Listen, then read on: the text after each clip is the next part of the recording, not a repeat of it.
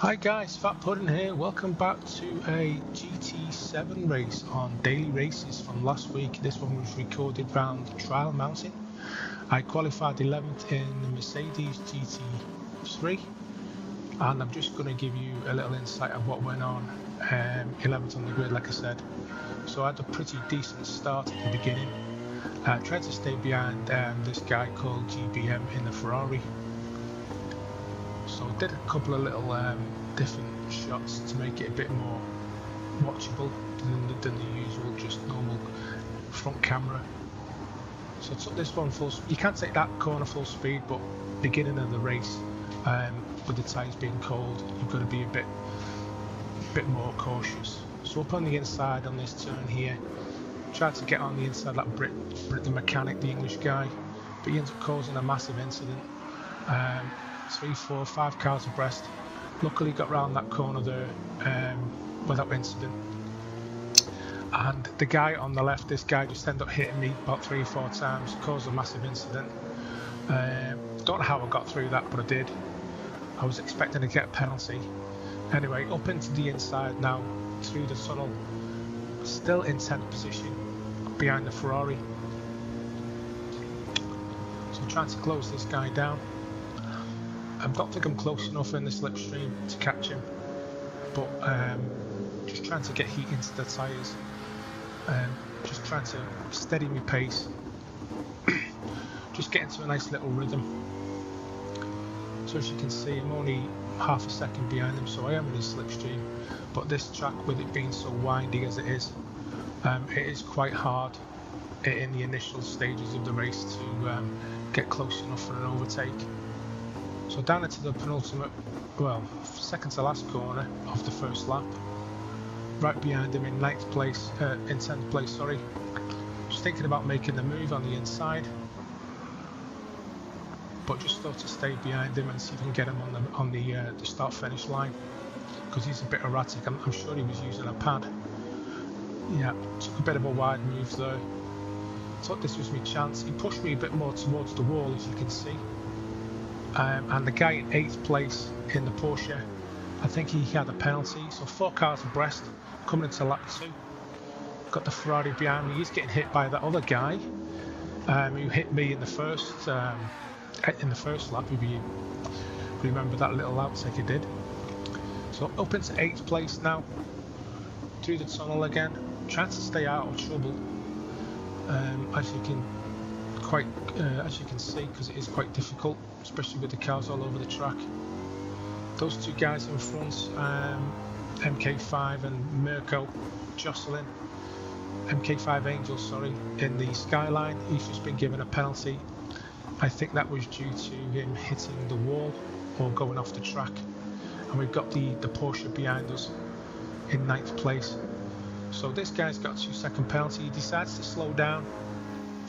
Don't know why. Bit strange.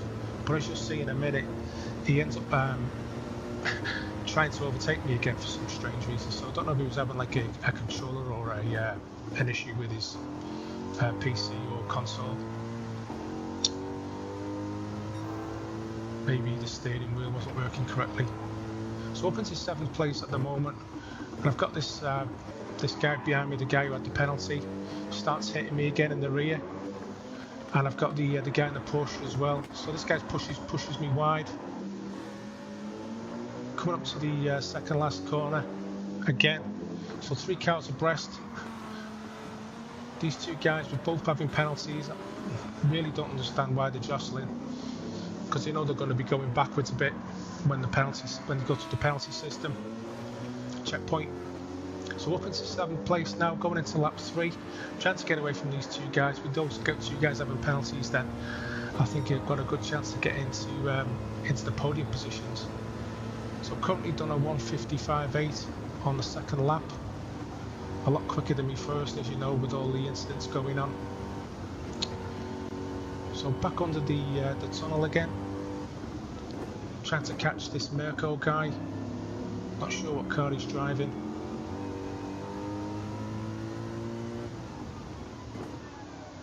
trying to just keep it as clean as possible, not to hit the sides of the track, because that's where you do get your penalties.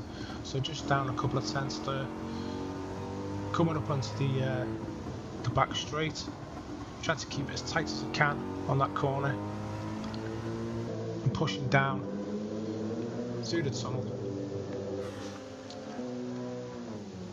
on the back straight. Got maybe 2 seconds gap on the guy in 6th place,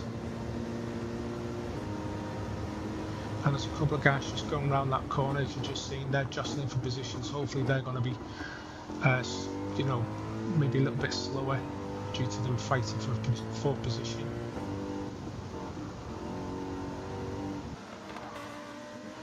So I'm just trying to keep it tight on the apex, went a little bit wide there. Great car to drive though, the Mercedes. If you're ever interested in using this car, it is a very good car. Some guy's just got in the pit lane, not sure why that is, maybe he's got some damage. But this track didn't actually need to have a mandatory pit. So those cars have actually basically all got a lot closer due to them fighting. And I'm now up into 5th position. I think that was due to the fact that guy went in the pits. Now this guy in front of me, in the purple car, I think it's the Lexus, don't quote me on that, he got a penalty as well going into the final lap. So got a great opportunity here to get 4th place, hoping if he makes a mistake. But looking at the leaderboard at the beginning, this guy was a lot quicker than me on the grid. But if I can get into his slipstream, I've got a great opportunity. 3rd place is just in front of me there, as you can see. I think he's been fighting with the guy in front. So coming up onto the back section now, trying to get into his slipstream. But I'm 500s down. He's hit the wall, he's got a penalty. So that's great for me, not good for him. So all I need to do then, my thinking was just to stay behind him, and if I can get close enough I'll make a move. If not, there's no point, because I've got him anyway, because he's going to get a 1.5 second penalty. So braking late on this wide left turn, trying to take it, excuse me, around the outside, trying to get to his slipstream, hoping maybe 3rd place might make another mistake. I think he could be in the Lamborghini. So coming round now to the last couple of corners on the last lap. I've got 4th place here from 11th on the grid, which I honestly think it was a fantastic result for me. Trying to take it smooth, try not to spin out. So it's suffer with a lot of traction on that corner, with it being so tight. I'm pushing through now. That guy's got a penalty, and that finishes me in 4th place. So guys, I hope you like this one. I do appreciate all your support. New videos will be coming soon. Thanks for watching, and I'll catch you all in the next one. Bye for now.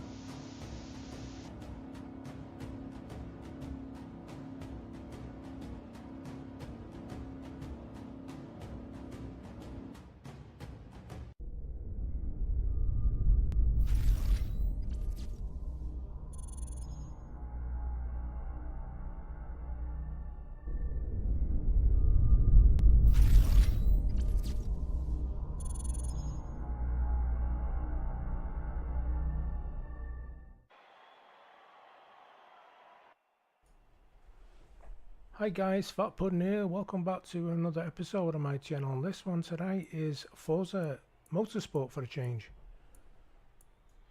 This race is around Hockenheim, full circuit. It's a 16-minute race in the Ferrari 488. It's stock tuned, so there's no tuning allowed. Just give you a little information on the track. And before I do that, I'll just tell you I actually qualified at the back of the grid. I didn't actually set a lap time in qualifying. I did some practice laps. So I'll just give you some information on the track.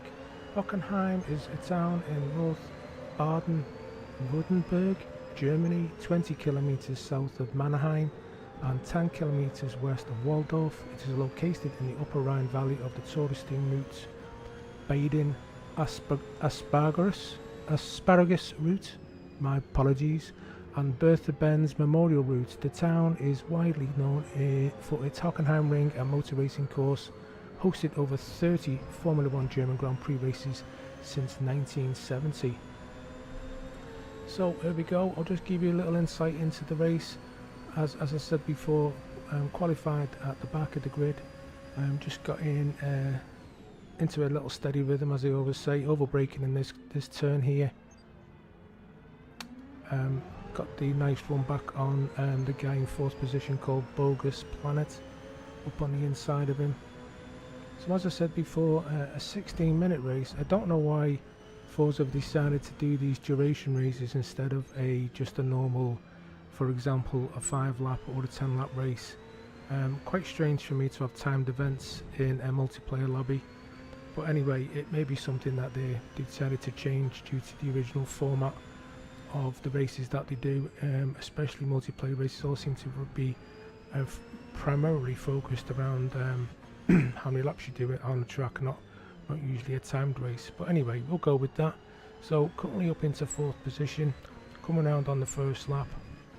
Now, one big mistake that I did make, I didn't take into account that pit stops would be needed. I didn't do enough research on the event information tab before I started the race. And as you can also see in the top right hand corner, because I have put a replay of the race as well, just trying to get my head around how the menu system works with the replays. Little bit more, I would say, a bit more clunky than the Gran Turismo replays.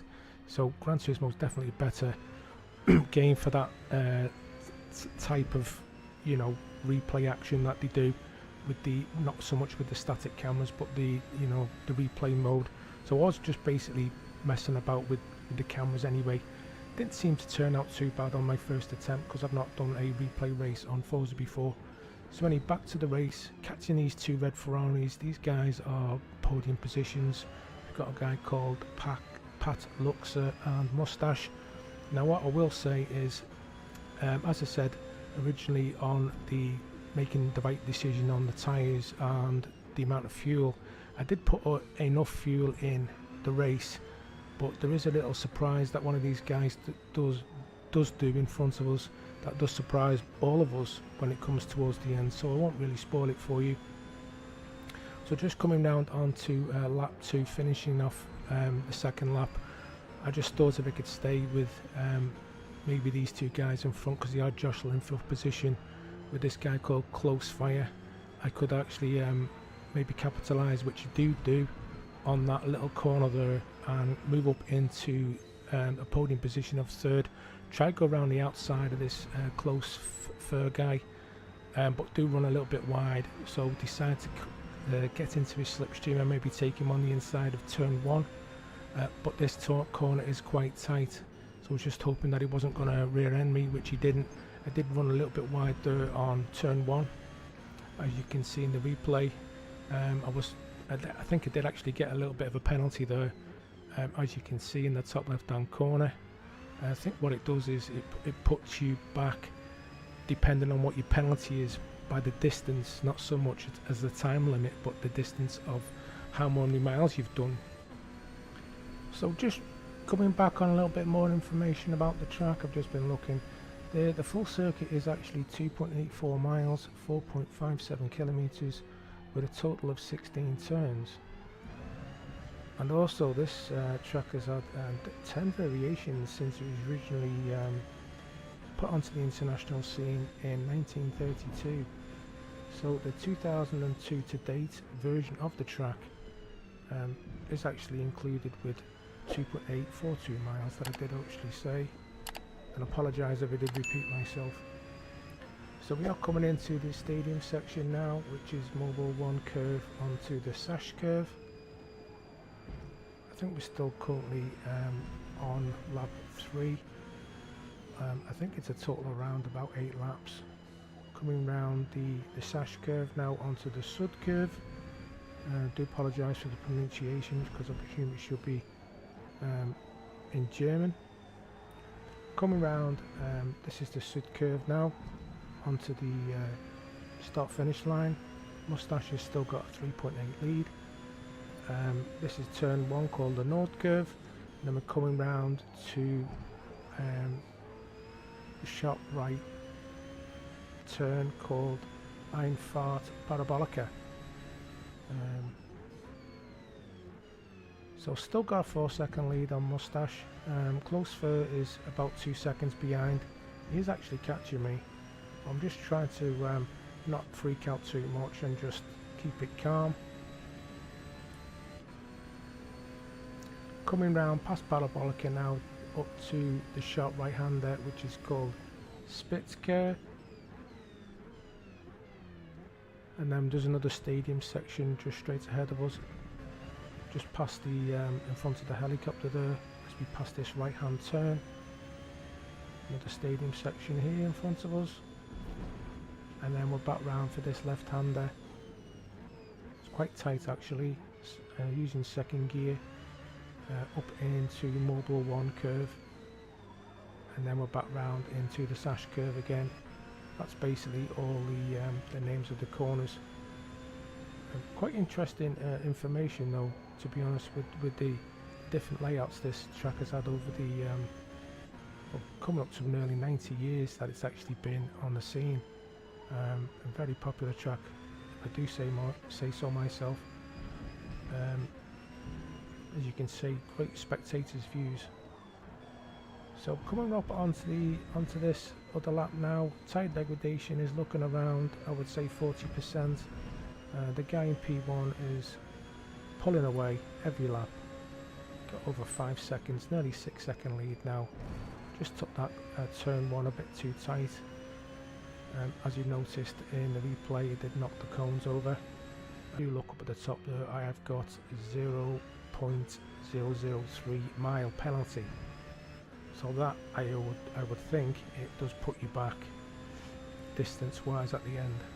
So for example, if you had like maybe a mile penalty, it would put you back a mile on the track, and then it would formulate what position you would end up being as a result of that. That's my thinking of it anyway, but do let me know in the comments. And also guys, if you do like my content, do please consider subscribing and also hitting for that notification bell for when I do post my future videos.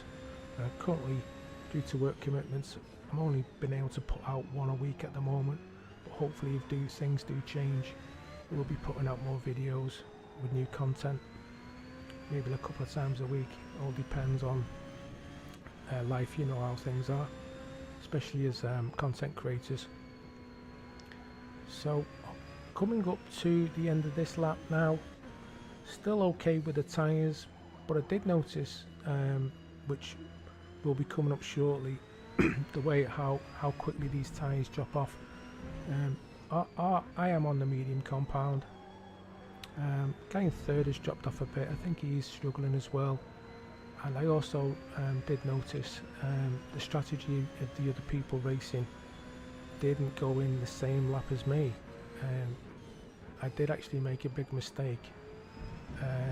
As you look again there on the graphic, the left hand tyre or left hand rear tyre is actually down to yellow now, so this is a part of the race where I do start struggling for grip.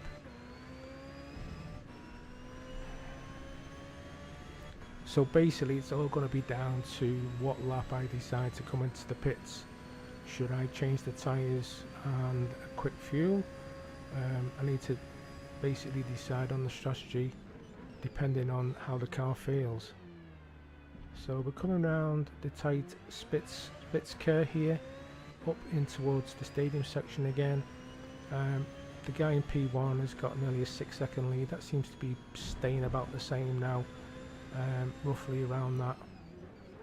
The guy in third has dropped off even more, a couple of seconds, and fourth place is down to 8.8 seconds. So those guys are pretty close to each other, so they're definitely fighting for third place. But didn't take into fact the other cars on the track and the strategy this would unfold. So you will actually find out very soon, and the way the car's feeling at the moment, we're starting to lose a bit of grip, as you can see. we are sliding about a bit more than usual. Try not to pushing it too hard. Needed to make the decision if it was going to stay out or not. P1, as you've just seen, missed the pit entry and he's hit the wall, so he has actually lost a bit of time. I'm coming up on my lap 7 now. I did actually think that I could do one more lap.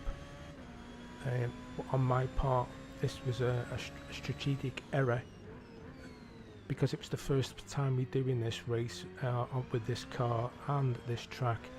I didn't really do enough homework on the best options, but anyway, I had to go with this for this lap, and hopefully the tyres would last the duration. So we're coming round. The good thing about this track, it isn't actually too big, so you know, we're not going to suffer and not lose too much time. But I kept looking at the graphic in the top left hand corner of how much P2 was catching me. If you did look up, you can see that I did have an 8-second lead. It's actually down to 7.5 seconds. Now this will considerably start dropping off now. Pretty much every corner I'm taking, you see the car is just fishtailing everywhere. My tyres now on the graphic, as I've just mentioned, I've hit the wall. I lost complete grip. They've dropped off so quick. There's no grip on them at all now. So I'm losing time. P2 is down to 4 seconds. I've lost another 3 just on those 2 turns. I'm coming around the last couple of corners now. I've got to get the pit entry hopefully correctly, not go over any lines, may hopefully not get a penalty, because I know Gran Turismo can punish you severely if you miss any of these entries. So there you go. Pat Luxor's gone past me.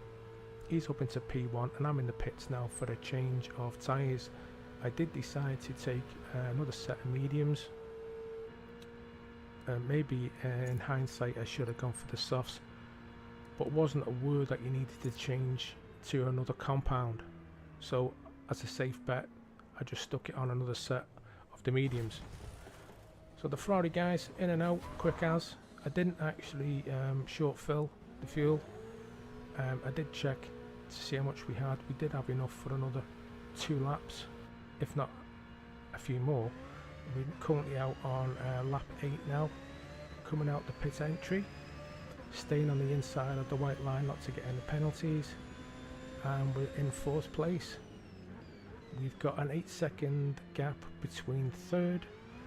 I'm hoping one of those guys in front of me is going to pit, because my understanding is we haven't actually got much time left on the race.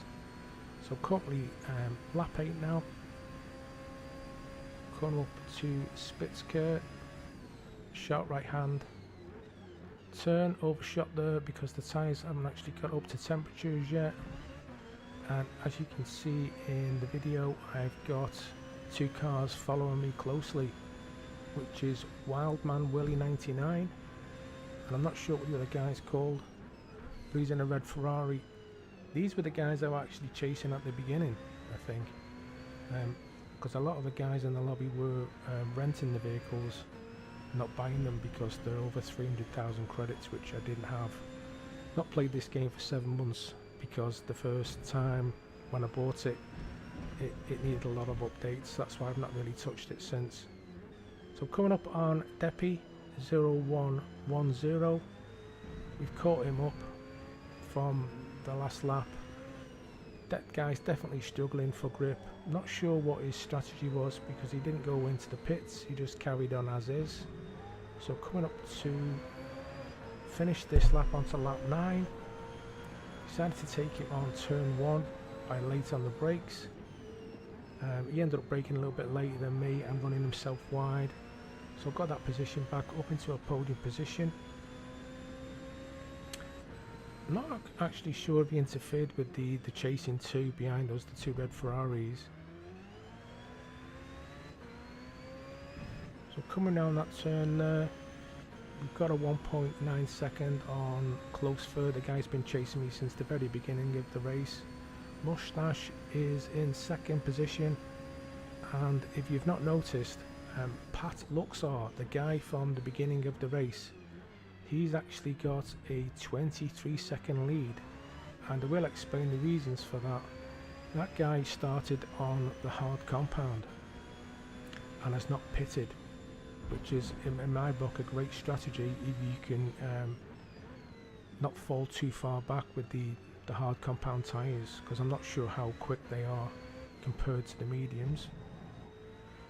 So this is basically coming up on lap 9 now. This is, as I'm aware, the last lap of the race. I've got a nice 2.5 second lead. So the race finishes pretty abruptly, as you've noticed, because it's not a duration of laps, it's a duration of time. So third place, up 5 positions from the back of the grid. I hope you enjoyed this one, guys. I hope it didn't rabble on too much. Definitely more content coming soon. Don't forget, if you do like my content, do please consider subscribing. I will post another video up in the corner for you right now to check out, and I'll catch you all in the next one. Bye for now.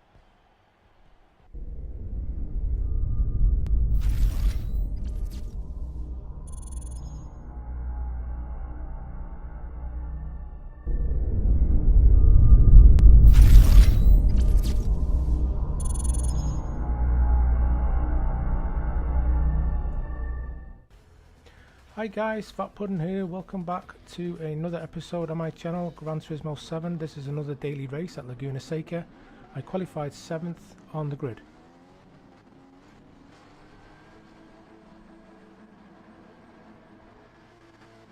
So I hope you enjoy this one, guys. This is the daily race one I did in the Genesis GR4 car, stock tune, no tune, because I'm not actually looked into doing that as yet, but I will do, hopefully get a bit more competitive by doing the tunes. So I'll give you a rundown, bit of voiceover of the race.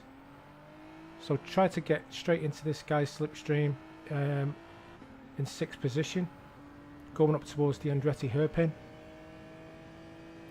Just trying to keep it clean for the first couple of corners, get some heat into the tyres. Nearly hit him there, as you've seen. Got hit from the back in that guy in 8th place in that Ferrari. So up into turn 3. Just get me braking markers right. Keeping it smooth, make sure I don't lose a position.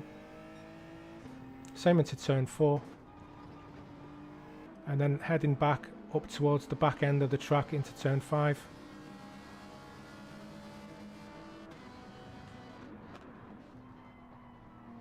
This is a tricky section, this coming up to this little under the bridge here. Don't run it too far, don't go too quick, otherwise you will miss out, go really wide, like that guy in 6th place did, that Chris. I think his name's Chris. So up towards the corkscrew now, turns 7, 8 and 8A as they call it. Keeping it tight behind him, looking for me chance. So that guy on the left ran a bit wide, Morris. I think that's an Italian flag. Do quote me if I'm wrong. So lost a bit of speed there, a bit of time. Coming round the last corner onto the main start-finish line. Looking for the opportunity to get on the inside of the Italian, but he's blocking me a bit, which is all fair. But he's keeping it wide, so to see if we can get up on the inside. He actually does the thing that I was going to do. He ends up hitting the guy in 5th place, Chris. I see the opportunity and I go for the move. Get 2 positions, up into 5th place.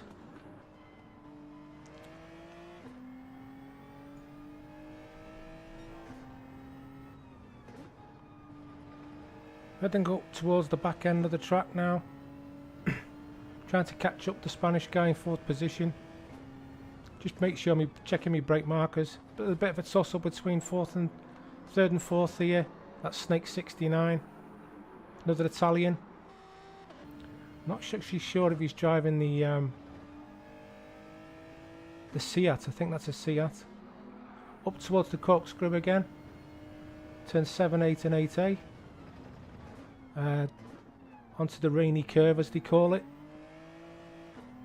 Chasing down third place. As you can see, the Spanish guy went a bit wide there. Just trying to follow the driving line. I have got the driving line on, as if you noticed. You know, just learning the tracks as you go. Genesis is a good car. If you're actually interested in getting this one, good all-rounder for me anyway. Does suit my driving style. Not erratic on the acceleration or anything, or the braking, because I think I'm running traction control on 1 or 2. So back up into turn 1 and 2 again, the Andretti hairpin. We're lap 3 of 5, chasing down third place. He's got our 1.5 second lead, and we are 4 seconds off the leader. Going up into turn 4, under the nice tyre bridge or whatever you call it over the track. Looks pretty cool.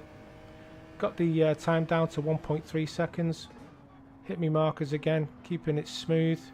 Second and third are fighting for position, so I'm hoping I can capitalise on them jostling for a bit. Maybe he can move a little bit further up the track if they do start fighting for the next couple of laps. Heading up again to the corkscrew.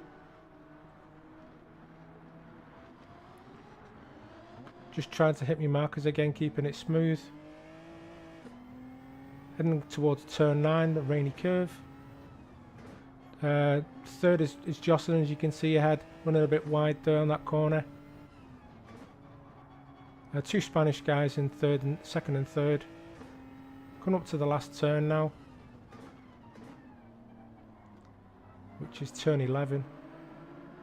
And I've got the Spanish guy in the same car as me, right on my tail. So second, third and fourth now.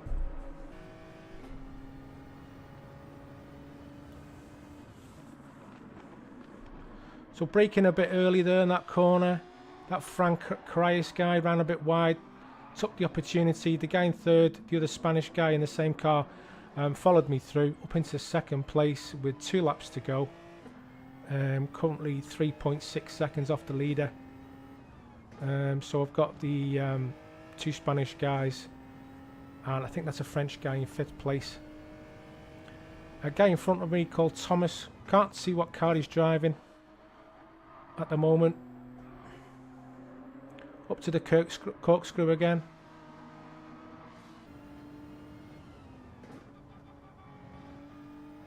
Got that corner right. That seems to be one of my hindrances, that corner.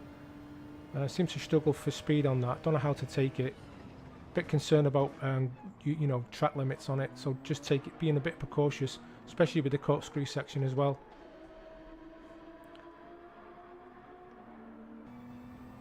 So coming out for the last couple of corners on lap 4. Got the time down to 3.3, but not a massive advantage there coming into the last lap. Around turn 11 again. Up over towards the start finish line. Thomas has still got the lead. I've broke a little bit on third place, 0.8 of a second. Coming into turn 2, which is the Andretti hairpin. Just taking it smooth again. Hit me markers. Make sure I don't make any mistakes. As you can see, the Genesis is a good car. I mean, 2 of us in the top 3 is pretty good. On to turn 4 and turn 5. Time is 3.2 seconds though. The guy Thomas has definitely got enough lead to win this one.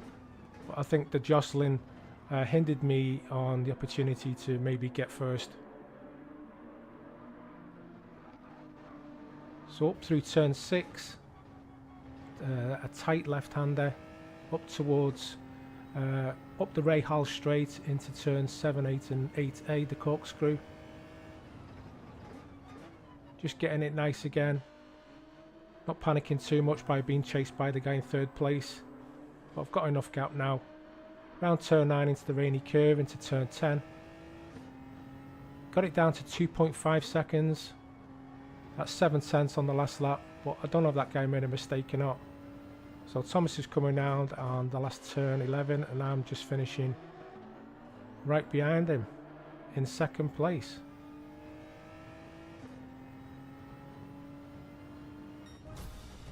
And I did check my times at the end of the race, guys. I did actually have the fastest lap.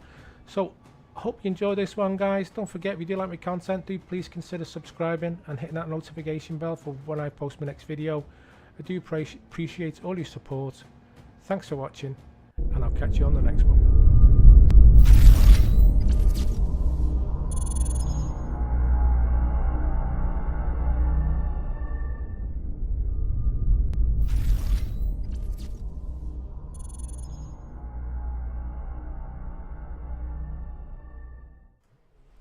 Hi guys, Fat Pudding here. Welcome back to another Forza Motorsport video on my channel. I'll just give you some information on the track.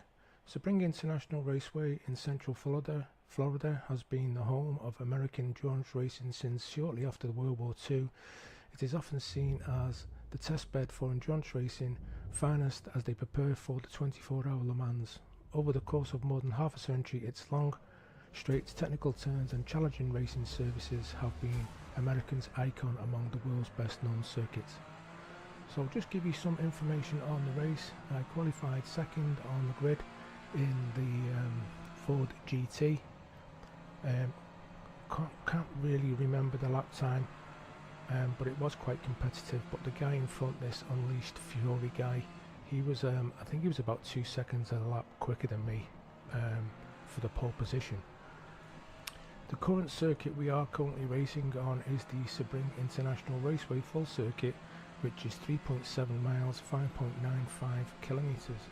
I'll also give you some information on the vehicle I am driving. This is off the wiki for the Forza Motorsport. The Ford GT was created to fulfill the most auspicious destiny in the world of motorsport, claiming victory at Le Mans, marking the 50th anniversary of the original Ford GT40's victory. The new Ford GT was built to prove that Ford can still dominate at the highest level of sports in car racing. So this vehicle, I think it was the stock, because this particular event was no tuning. So this car would be a 3.5 litre twin turbocharged V6. Stock is 630 brake horsepower, which is 539 pounds of torque, which is 731 Newton meters. It's a mid-engined rear-wheel drive with a 7-speed transmission, roughly weighing about 2,890 pounds, which is just under 1,400 kilograms.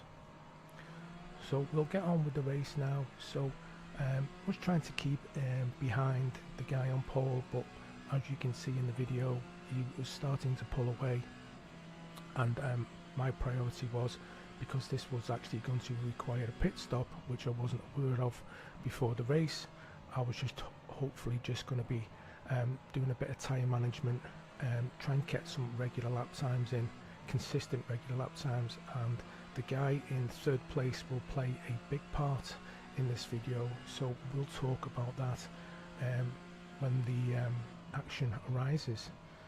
So as you look in the top left hand corner, you can see that this guy in third is 2.4, around 2 seconds ahead, and my concern was just basically just keeping that gap for as long as possible, because I knew this guy was quicker than me.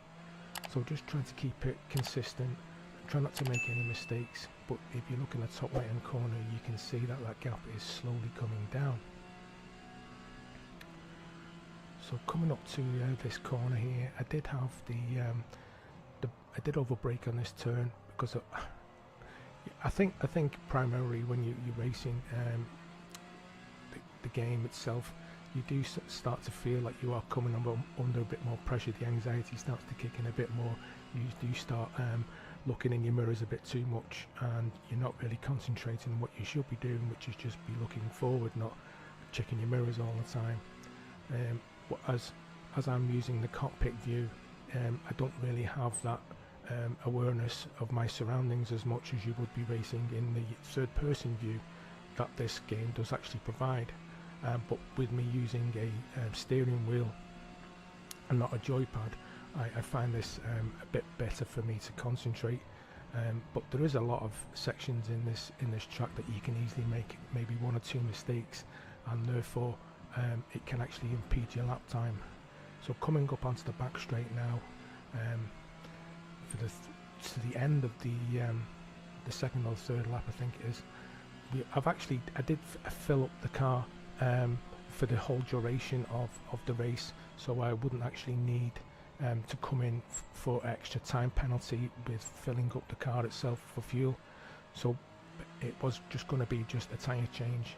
So Unleashed Fury now has got a very comfortable 4-second lead, and he, as you can see again in the video, he's pretty much on me now in the start of the third lap.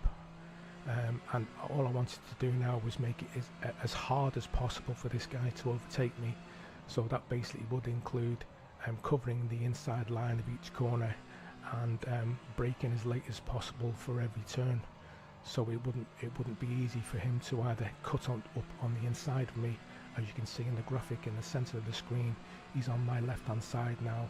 So what I should be doing is pushing him more to the left as well within my right as a racer, and he should be slowing down and braking behind me. But broke a bit late on that corner there. Got a bit more of a chance to put on the power quicker than the guy in third to keep my position, and just basically just keeping him there as long as possible. But you will see in the video of what transpires. So keeping an eye on the graphic again, also checking my mirrors constantly. I knew I didn't have the pace. This guy was quicker than me, and I know I was impeding him, but at the end of the day I'm not going to let him past, because this is what racing's all about, and I wanted to win the race, or at least get a podium out of it. So coming up to the little technical section now, couple of left and right hand turns. This one I always seem to brake a bit too late and end up overshooting this corner, and then coming onto this the back straight again,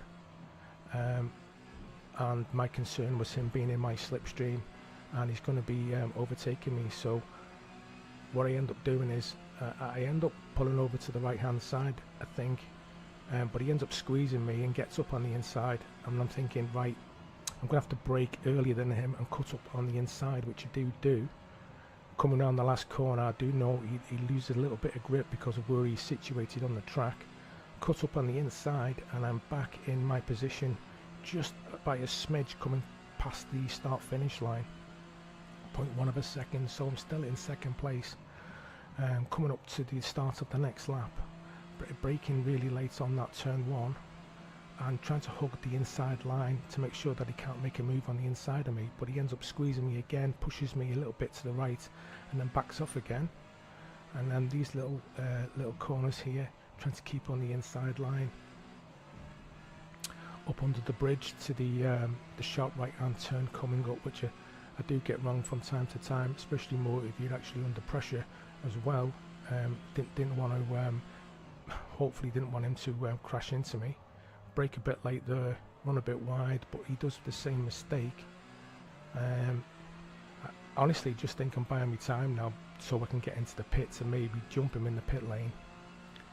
But it all comes down to strategy as well as you know, being consistent on the track and not making it as least mistakes as possible. So coming round through the infield section now, we've got a right turn and then another right coming up. Braking a bit late again. He's just waiting to make a move. He's pushing me again there on the inside. It's all fair racing. It's total respect to the guy. He's very, very professional when it comes to, especially this game, which isn't really primarily a simulated racing game. It's more of an arcade racer, but very much respected by him and myself for having a good competitive race. So we're coming up onto the back straight now, and this is where Lee makes his move. He's up on the inside of me now. I couldn't cover it up in time, and I think he's going to get his braking marker spot on this time to get up into second position. As he covers the inside line there, very respectable move. I'm just basically on the full power here, pushing us to the car to the limit, trying to get into his slipstream again. He's pulling wide for the start of turn 1 so we can get a nice exit. I was going to think about going up on the inside, but I knew that wouldn't be the right move due to the fact that I could actually have made contact and spun us both out. So I just thought I'd play the long game. And I also did realise that this guy would start pulling away now. So primarily with me looking at the tyre degradation in the bottom right graphic, you can notice that my left rear tyre is slightly losing a bit of grip, and now the left front as well, because the way the orientation of the track is, I think it pushes more onto the left hand side of the tyres. So what I was thinking here is just basically just to stay in front, and as you also notice now, we're actually fighting for the podium first and second, because that Unleashed Fury guy went into the pits on the previous lap. I ended up braking a bit too late on that corner there. I thought I was going to hit him, and as a respect I let him back through, because I thought that was a bit over aggressive on my part, and also didn't want to get any penalties. Hopefully the stewards would look at it kindly to say, well, okay, he's made a bit of a harsh move there, but there was no contact, which I was very relieved about, because I'm not actually sure how it would affect the vehicle going forward.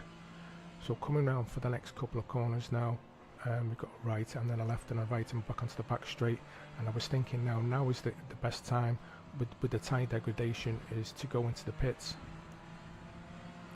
and this actually made a great move on the strategy side of this race. So coming up onto the back straight now, coming around to the last corner, and this is my opportunity to get in and out the pits, a quick tyre change and hopefully jump him in the pit lane, and fingers crossed we will be able to come out and be in front of him by a safe margin. So into the pit lane now, we're going to get the crew, selecting the correct tyres. Went for another medium compound tyres. I'm not sure you actually have to change the compound. You can just stay on mediums or softs for example. So the Ford crew get me in and out in a nice 2.681 seconds, and I do actually make a mistake coming out the pit lane, as you'll see in a minute. So the other cars in this multi-car race, they've just gone past, and they've got the blue icon above the vehicles. So it's basically like a multi-car race, as I've just said. So this white line on the left hand side here, I thought that was actually the pit exit line, and then realised by mistake that's actually the track, the side of the track for the first corner. So I ended up running a bit wide on that corner there, but I didn't get a penalty by the stewards, which I was quite happy about. So currently up on, we've got 3 laps of fuel left. I think we're on like lap 6 now. I can't really confirm that because of where I've put the replay window, because it is actually covering the information which I can't see.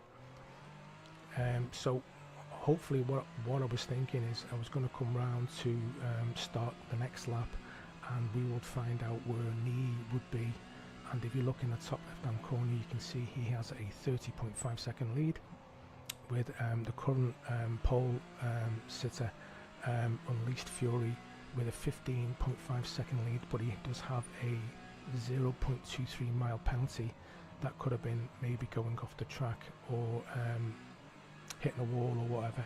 I'm not sure how the penalty system works in regards to how the stewards dish out the penalties, because you know all games are different. So coming up to the little 2 little corners before we start the start fair onto the back straight again, and I'm constantly checking the graphic in the top left hand corner. So we've had a change of 3rd place. I presume that guy has just gone into the pits. So we're coming down to the last corner now, and hopefully we will find out where Knee is positioned.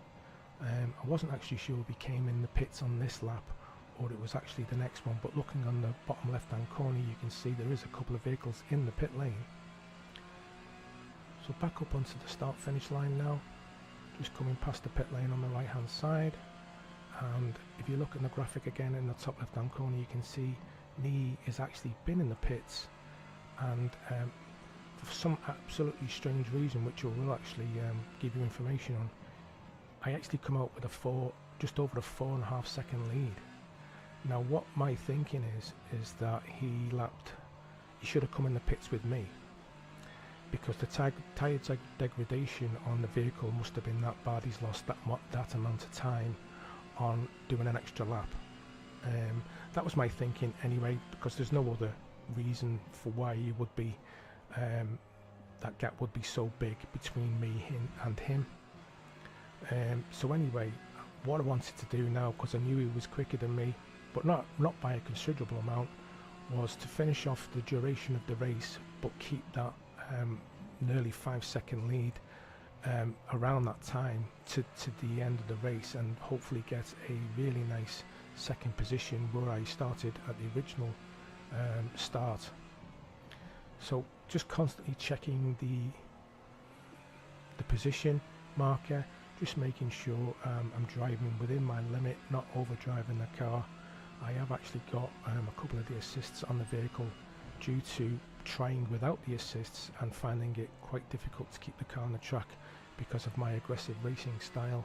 I do actually really like to push the car as hard as possible. I think that doesn't help with the tyres as well. But looking at the replay in the top corner, you can see I've still got over a 4-second lead, and I've only got 1 lap of fuel coming up left. So I was also thinking maybe I've been overdriving the vehicle and used a bit too much fuel, and I'm going to run out of fuel. Anyway, coming up to the last corner, if you look ahead now, just past the start finish line, there is a car ahead, but we're not actually racing him for position. That's actually one of the other cars in this multi-car race. So coming round to the end of turn 1, coming up to this is the last lap now, but I remember rightly, as it's a duration race, not the amount of laps you do, as I said in my previous video I did. And happy to say that the distance is about 4 seconds, so I was quite happy with that and my ability to keep the position where I was by making a really good pit strategy there. So there you go guys, that's the end of the race. A full distance for 26.891 miles and the fastest lap of 2:05.711. The winner had a 2:04.615, and he was lapping around the same times as me at 2:05. So guys, I hope you enjoyed this one. I do appreciate your support. If you do want to follow my content, do please consider subscribing and hit that notification bell for further updates. I will post a video in the top right hand corner for you to watch if you are still interested in watching another one. Thanks again. I'll speak to you soon. Bye for now.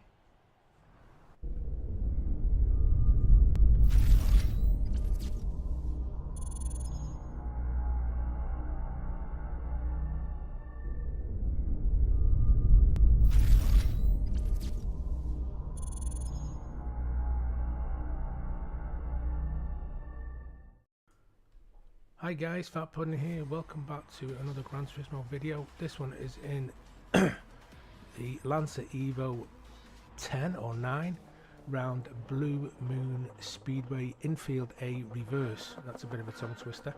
This one is another daily race that I did a couple of days ago. I think it was last week actually. I'm just going to give you a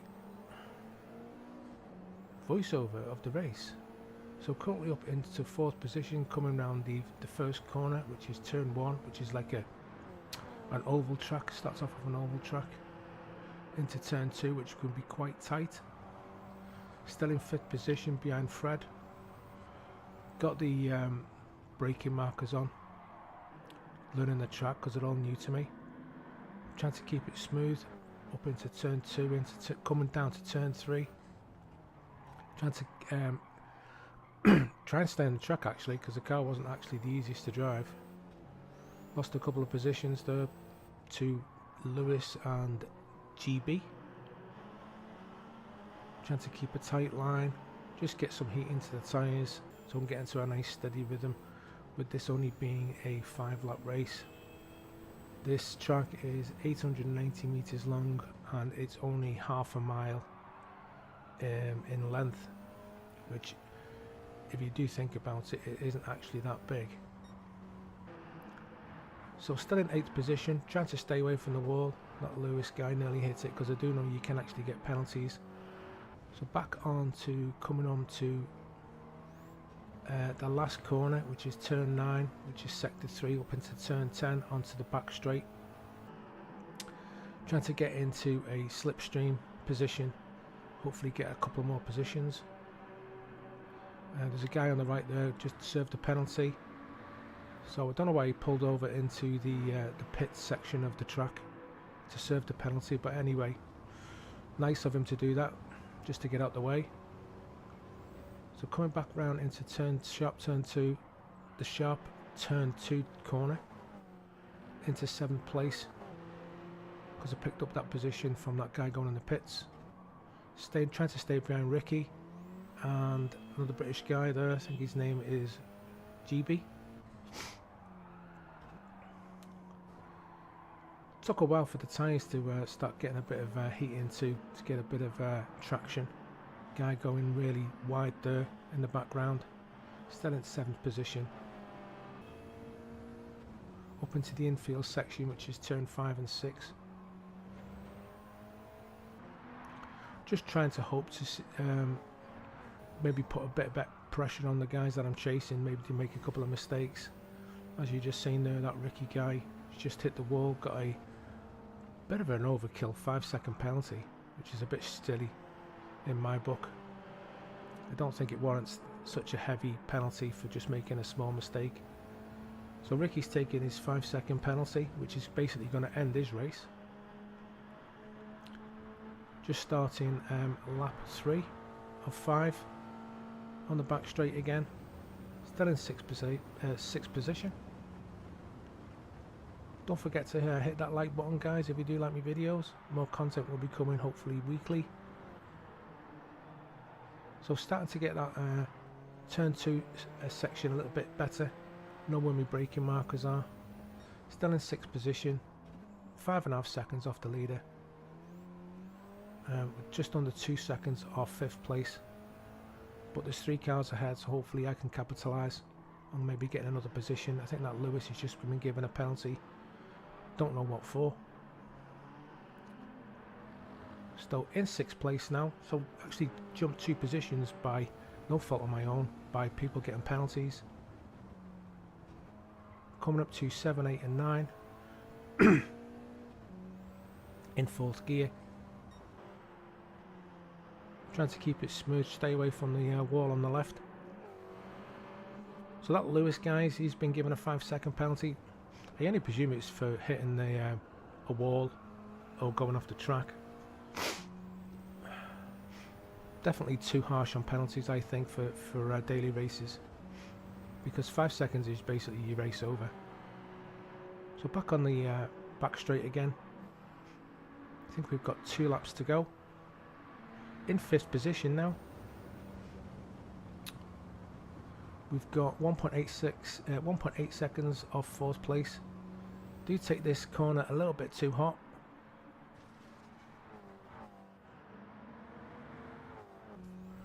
But that one's quite smooth. Still 2 seconds off 4th place. 3rd and 4th are fighting, jostling for position, so hopefully that'll help me make that little bit of time up. On the infield section now, 3, 4, 5, 6 and 7.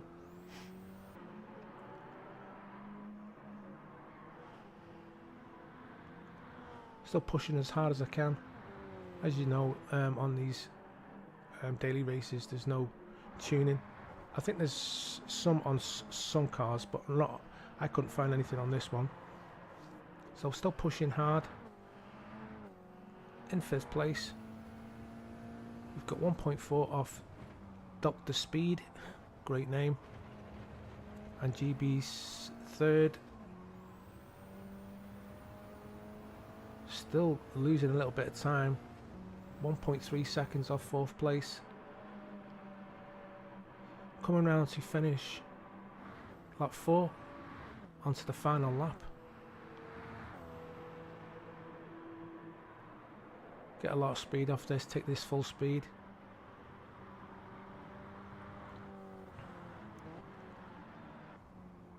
No, I got that corner right. I must have missed that bit where I went a bit wide on that first turn 2. Still 1.7 behind, losing a bit of time. Still learning the track. I suppose if you put a bit of time into these things, you could actually get a lot quicker. Round 3 and 4. Coming up to turn 5, 6 and 7. 1.6 seconds. Seems to be into a rhythm now. Can't seem to gain any more. Just hoping for mistakes, to be honest. Coming around 8 and 9. Onto the last section.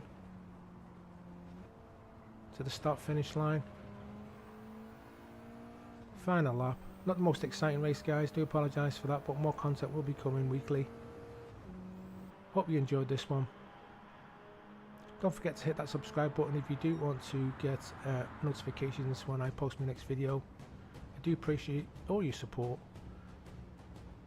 Thanks for watching, and I'll catch you all on the next one. Bye for now.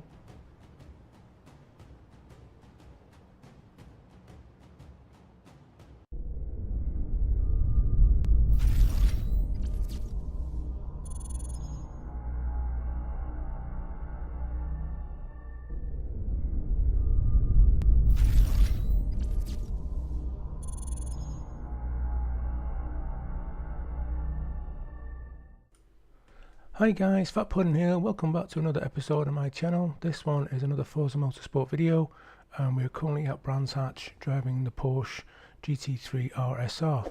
I'll just give you a little information on how I stacked up on the qualifying. I actually came second on the grid. Did try a little bit harder than usually, just leaving it till the very end and just jumping in and starting at the back and see how far I can get to the front of the track. So I'll just give you some information on the track itself. Originally a dirt track in 1926, the historic Brands Hatch is one of the few British circuits to stage the Grand Prix, IndyCar and NASCAR races. Nearly every famous race driver from the past 50 years has raced this unique combination of dips, canvas, fearsome corners and hills. Turn 1 paddock hill bend is a fine example of a tricky right-hander running downhill that can actually go from bad to worse for the inattentive driver. The entire Indy circuit, measuring 1.1 miles long, can be viewed by spectators thanks to the natural amphitheatre of the grounds. Only a selected group of events are scheduled yearly due to sound restrictions, since neighbouring residents are close proximity to the 2.3 mile Grand Prix circuit. Okay then, I'll also give you some information on the car I'm driving, which is the Porsche GT3 RSR. The mid-engine endurance racer from Porsche took home gold in the 2018 FIA World Endurance Championship. Amazing wins in the 6-hour of Fuji and 24-hour of Le Mans. It takes the challenges of the Horizon Festival propelled to a 3.9 litre flat 6 engine that produces 504 brake horsepower with 360 pounds of torque. This car has earned 4 teams championships, 2 constructors championships and 5 championships, become a part of the Porsche's legacy by dominating every race you can find in this iconic piece of endurance racing history. So there's information on the car and the track. I'll just give you a little voiceover. This is only an 8-minute race, by the way, guys, so it was actually over before it started, but my primary concern was to get in front of the guy who had pole. I did realise that due to the tyre choice, I didn't put on the softs for qualifying. I just placed the medium compound on, so therefore I was about half a second off this Smoking Jay, which was he actually did a 23 round here, which is extremely quick in my opinion, due to the lobbies that you do get put in. I don't know if it works primarily similar to Gran Turismo. Anyway, so just trying to get make this guy feel under pressure. I did actually try a few attempts to get up on the inside of him. As you can see, I did actually make that move on lap 2 to go for the to get into first position, and what I wanted to do now was to pull away. I did actually make a mistake there, as you could see. Went onto the grass, lost loads of traction and steering, and basically I thought to myself, well, I'm just going to get back on the track and see how far I can get back, maybe hopefully get into a podium position. My other concern was I didn't think I actually put enough fuel in the car, which was a rookie mistake on my part. So anyway, back into the start. I think this was actually lap 3 of an 8-minute race. I can't really actually tell you how many minutes are left because of the overlay of the race replay shown in the top right hand corner, but I'll do try my best. So up into 5th place now. As we couldn't really say, looking at the map in the bottom left hand corner, you can see the red and the blue dots. Now my understanding is that the people who actually have bought the car are actually in red, and the people who are actually renting the car are in blue. And also it does indicate the fact that they don't usually have race liveries painted on the cars, which I actually end up getting a livery off the store for free, as you can do with the tunes as well. And this was just a tune I actually picked up as well off the store, just because I'm not really up to speed on the tuning aspects of the vehicles in this game. Very similar to Gran Turismo, which I do find can be quite overwhelming if you really don't know what you're doing. So currently up into 4th place now. I have a 6-second gap to Lord Biller, and primarily my thinking was if I can just knock in some fast laps, I should be able to catch him hopefully towards the end of the race, with this only being a short one. So coming up to start lap 4, just taking the just trying to stick onto the racing line, try not to go too far, and try not to over brake myself, just drive within the limits of the vehicle, and just try and keep it clean and hit me brake markers. And if you keep looking in the top left hand corner, you will see that nearly 6-second lead is actually coming down now, down to just over 5 seconds. So just trying to keep it. Made a bit of a mistake there on that corner, but this track can be quite forgiving with regards to mistakes because of the undulating surface of the track. You seem to find that there's a lot of good points for traction if you can actually keep it quite clean through the lap. So down to 5 seconds now on 3rd position. I'll just reiterate back what originally happened. As I said, I did actually qualify 2nd on the grid, did actually get up to 1st, but made a mistake, put me down a couple of positions. So Lord Biller is up. He must have made a mistake on that last lap because he has actually lost a couple of seconds. So coming up to start lap 5 now. I'm also getting information to say that my car is running low on fuel already, and my concern was hopefully I can get to him before the end of the race and not run out of fuel beforehand. So coming up into turn 2 now, just trying to take it smooth. I've noticed he's running a little bit wide. I don't know if he's actually feeling the pressure of my me pushing towards him, because I did know that he was actually defending very well on the first couple of laps. He did defend cleanly, not over driving the vehicle or being over aggressive, which I do totally respect for people who can actually race fairly and cleanly in this environment. Like I said before on my previous videos, this is more of an arcade racer than actually a simulated racer, very similar to Gran Turismo. So we're down to 1.2 seconds now. He's running a bit wide there. He's gone off one of a couple of the corners. If you can see just ahead of Lord Biller, there's a guy in 2nd position, and that's actually Smoking Jay, the guy who passed at the beginning of the race. So coming on for the last couple of corners now, leading up to the I think this is actually going to be the last lap of this race. Just really pushing on the limit. Fuel levels really low. As I say, I've got another warning. I'm just hoping that I can actually finish and catch him up before the end. I think by this lap now, I think there's only I think it was only half a lap left of the race, because I think a lot of the cars in ahead are actually struggling for grip themselves. As you can see, I think he went off there because of the traction on the tyre compound, or it could have been a mistake. It's hard to tell unless you can actually look at the telemetry. So up on the inside of him now coming up towards the last couple of corners. I'm hoping which is going to be first, either the time limit or the fuel levels. So up on the inside, got him on that corner, turn 3 I think that was, and just blasting it up to the back end of the track, and now my car ends up running out of fuel. But we can see by the replay, I just end up pipping him by about, I would say maybe a bumper. So anyway, hope you enjoyed this one. As you can see, 3rd position, down 1 position, fastest lap of the race, 24:0.48. That vaporized guy won the race. Credit to him, because he actually started, I think he started in 10th position. So great for him to see. Anyway guys, I hope you enjoyed this one. Hope I didn't rabbit on too much. Don't forget, if you do like my content, do please consider subscribing, and I will put a video up in the corner for you if you do want to watch another one of this Forza Motorsport. Well, thanks guys, I'll speak to you soon. Bye for now.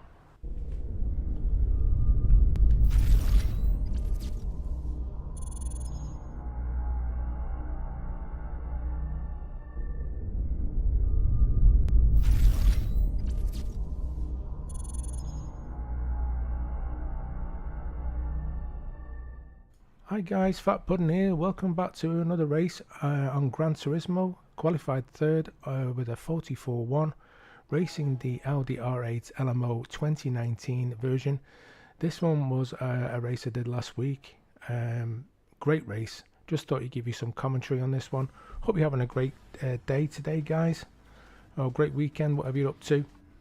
Don't forget, if you do like my content, do please consider subscribing and hitting that notification bell for when I do post a future videos. It would be greatly appreciated.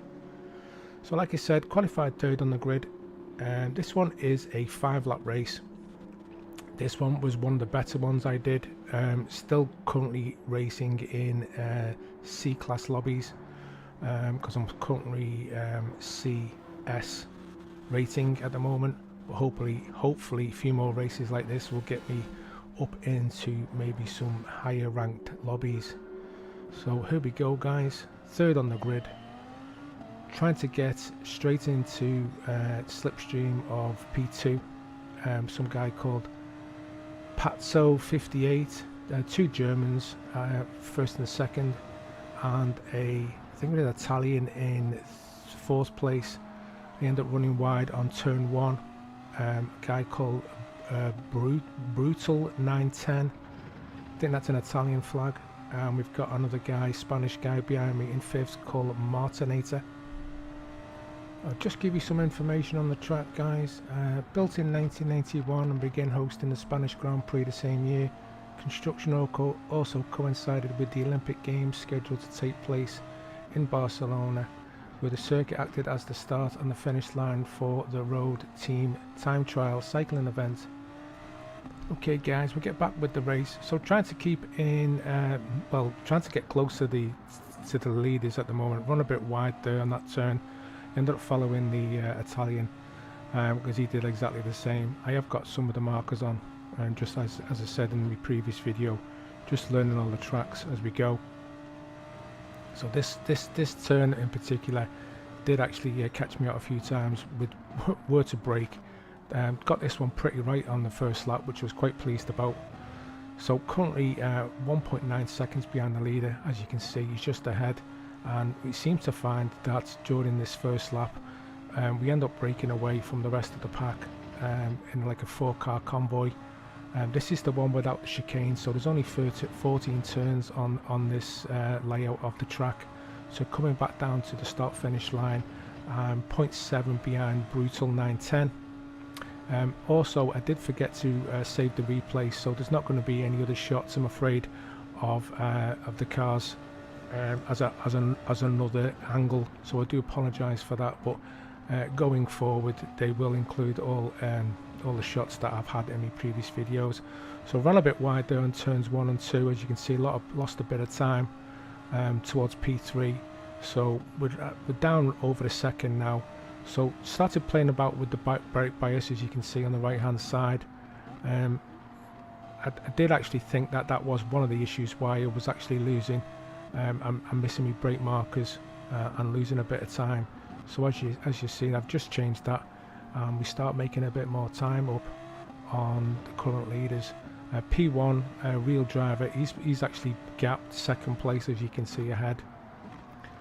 So just trying to keep it smooth, hit me markers as I always say in my videos. But as I've said previously, practice does make perfect, so do make sure you do a lot of practice before you do race, guys. Because you know, qualifying is one when you're on your own, but when you're racing with other cars, you've got to take all these other things into account. So second and third are losing a bit of grip as well, as you've seen.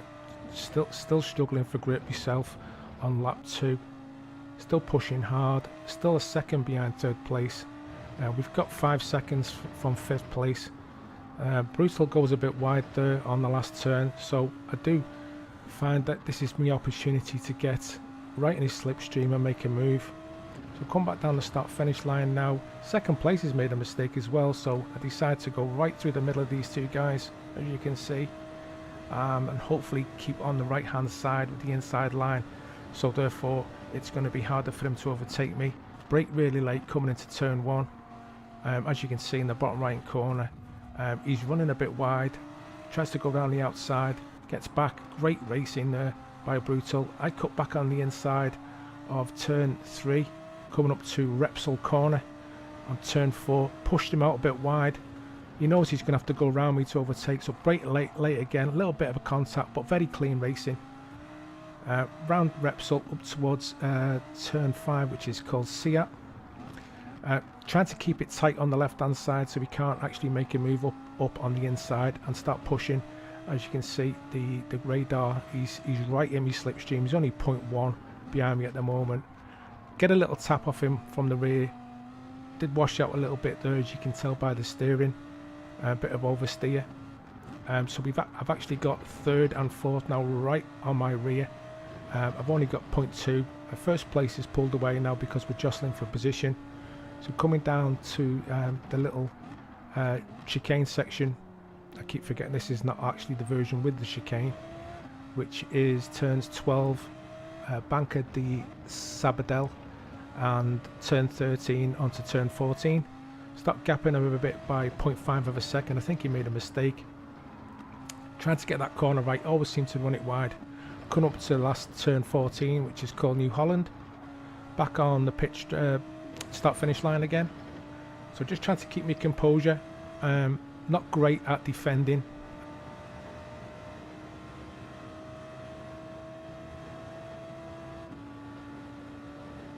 So trying to not get too nervous. Just trying to keep it steady. I know this guy's quicker than me on this first part of the section. As you can see in the radar, he's caught right back up to me again within 0.1 of a second. Coming around turn 3 and 4, back down to turn 4, which is Repsol corner. Real drivers, I think he's lost a bit of time because he's down to 4 seconds now, because he did then nearly have a 5-second lead. 4th place has dropped off slightly. Can't see him on the radar. Just trying to keep it tight and clean as possible. Audi's a great car, guys. I mean, the reason why I did pick this one, as you know, is a leaderboard car. And also do check that out, guys, if you are considering trying to get up towards the front end of the pack. Always go for the leaderboard car, or you know, there's a couple there that you can choose from, because you know the people on the leaderboards are obviously the quickest. So this is the penalty area. The guys dropped back to 0.7 of a second, and I'm only 0.2 up on my 3rd sector split. Couple of people apologising there in the chat, so there must be some type of contacts going on towards the back end of the grid. Coming around to last corner, which is turn 13 onto New Holland, and we're just going to be starting our last lap now. So trying to just keep composed. Half a second up on my fastest lap, just on a 44.5. As you can see, that's my fastest lap of the race, and that's great for me to give me a little bit of space. The leader's made a slight mistake, but he's still over just under 4 seconds ahead, and I've got 0.3. Brutal's coming back up to me again because he's quicker on this section of the track. Coming down to turn 4 again for the last time. Well, nearly 0.2 up on the first split, which I was quite happy about. So I'm trying to break in with fast laps. So round turn 5, which is Sia, up to turns 6, 7 and 8, and then we're going to go up towards turn 9, which is called Campsa, onto turn 10 Nissan. Trying to keep it composed, trying not to make any mistakes. Real driver, the leader's currently done a 44.2. He's got the fastest lap, only 3/10 off him. And we're coming down now to La Caxia, which is turn 11, onto turn 12, which is Bank de Sabadell. Just trying to get that braking marker perfect. Now look to run wide, trying to stay as tight as I can to the inside of the apexes to make sure that he can't make a move. And coming around to turns 13 and 14 onto New Holland.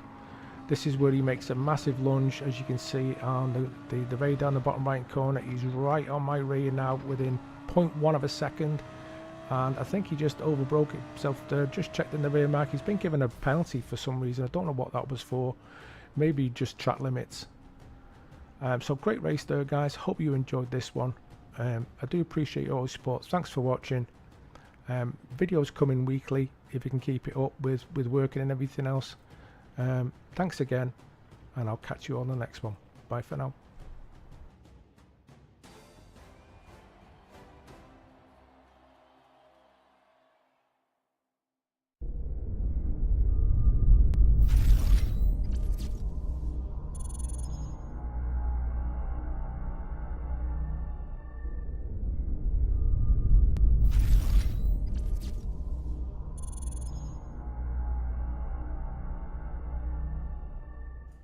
Hi guys, Fat Pudding here. Welcome back to another Forzamotorsport race on my channel. Just give you some information on Watkins Glen.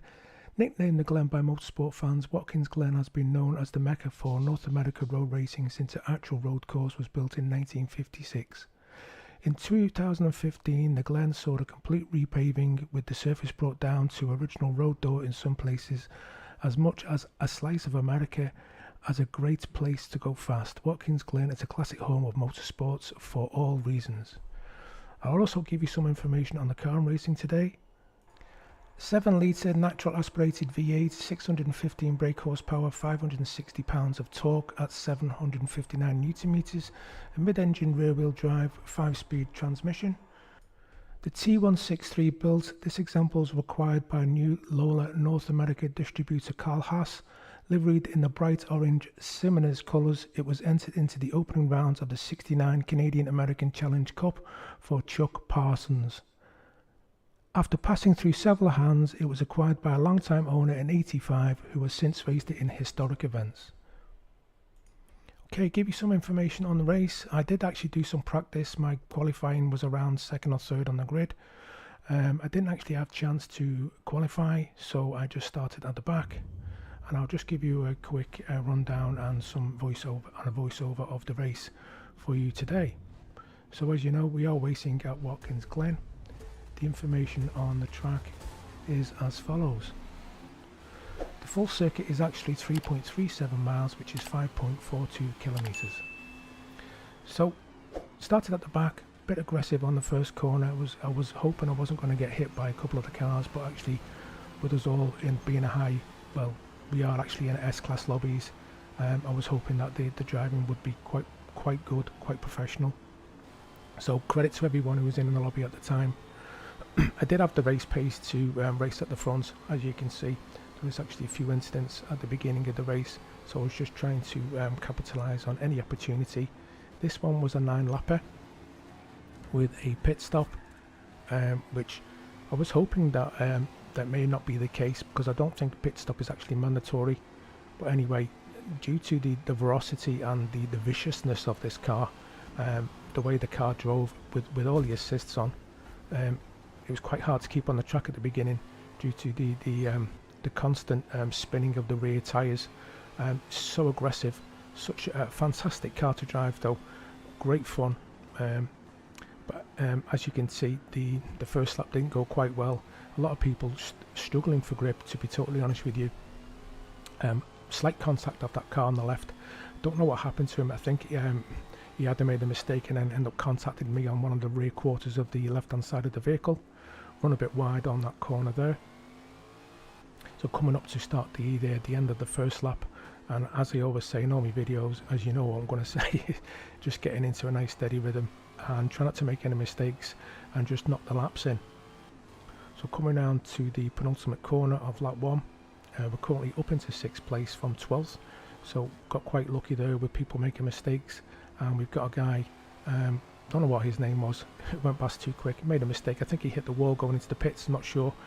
There's just so much going on at such a quick pace in this in this race. It was quite hard to keep concentrating.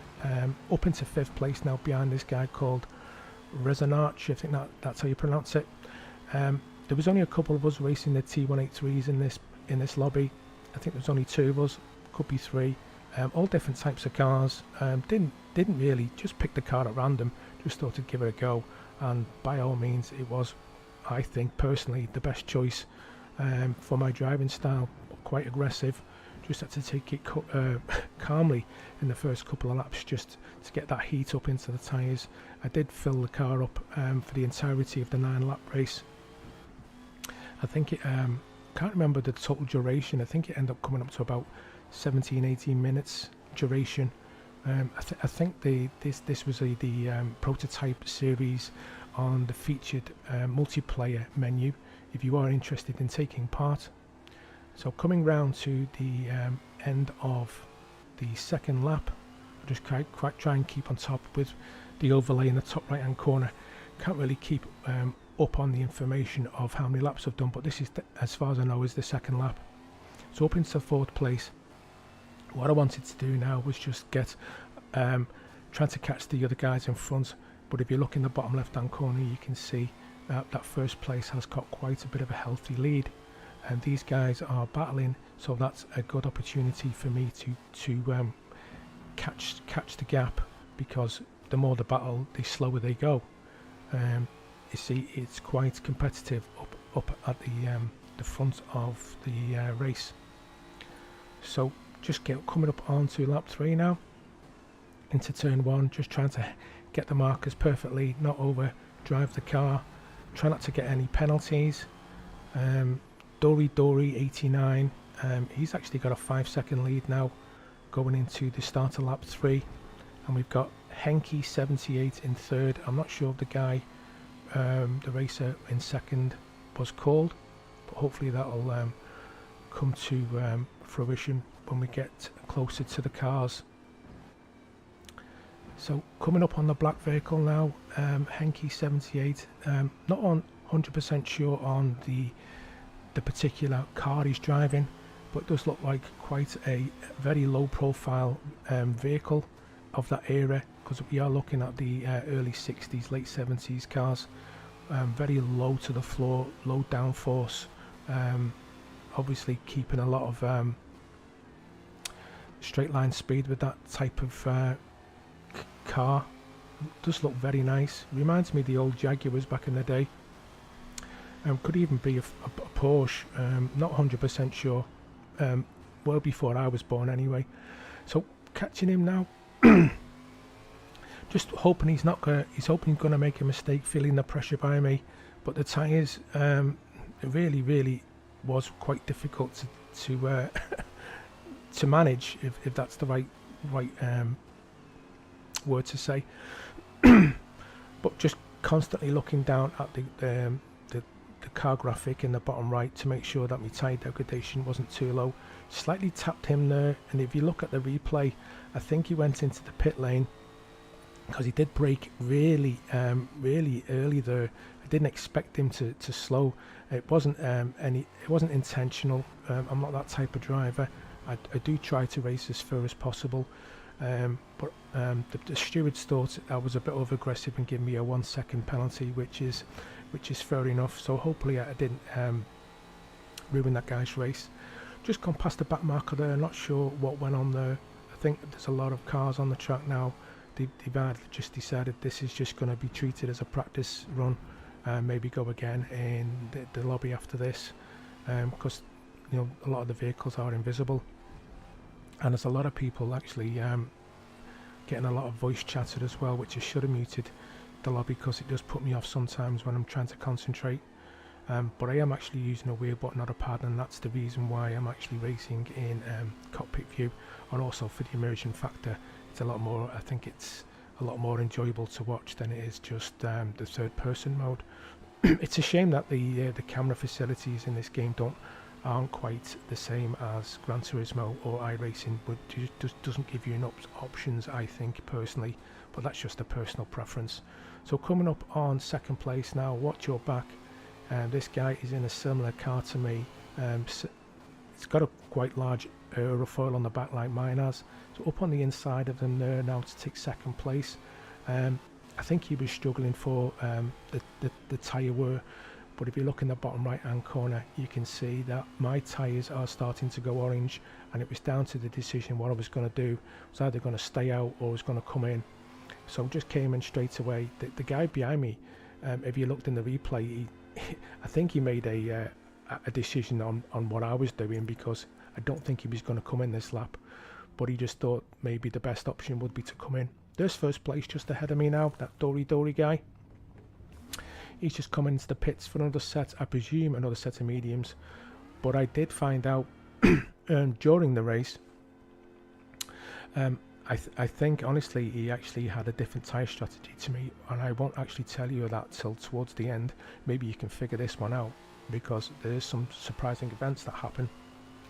So I think this is actually the start of could be lap 4. I've got 6 laps of fuel. It's only a 9 lap race, duration around 16 to 18 minutes, and Dory has actually got a 4.2 second lead, and I was feeling quite confident in this race. One of the tracks I do enjoy, Watkins Glen, oversteering it a bit too much there onto the grass. Stewards didn't decide to give me a penalty, which was quite happy about. Running a bit wide there as well, cars jumping all over the place, just trying to get heat back into the tyres with it coming on in the outlap. Cars sliding everywhere.